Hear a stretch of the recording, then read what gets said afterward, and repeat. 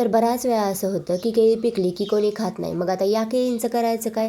चला तर मग छानपैकी हेल्दी असा बनाना केक बनवूयात. एकदम सिंपल आहे. एका मिक्सरच्या भांड्यामध्ये 2 केळी, 1 वाटी गव्हाचं पीठ, अर्धी वाटी गूळ, तसेच तुम्ही साखरही वापरू शकता. तूप किंवा तेल अर्धी वाटी, 1 चमचा व्हॅनिला इसेन्स हा ऑप्शनल आहे. तसेच 1 वाटी दूध, हे सर्व टाकून मिक्सरला छानपैकी बारीक करून घ्यायचं. आता या बॅटरमध्ये 1 चमचा बेकिंग पावडर, अर्धा चमचा बेकिंग सोडा घालून बॅटर चांगलं एकजीव करून घ्यायचं. 10 ते 15 मिनिट हे बॅटर असंच ठेवून द्यायचं. आता एक डबा घ्या, त्याला आतून सर्व बाजूने तूप व्यवस्थितपणे लावून घ्या. थोडंसं पीठ वरतून टाका आणि ते सर्व बाजूने स्प्रेड करा. आपण तयार केलेलं बॅटर त्याच्यामध्ये ओतून द्यायचं.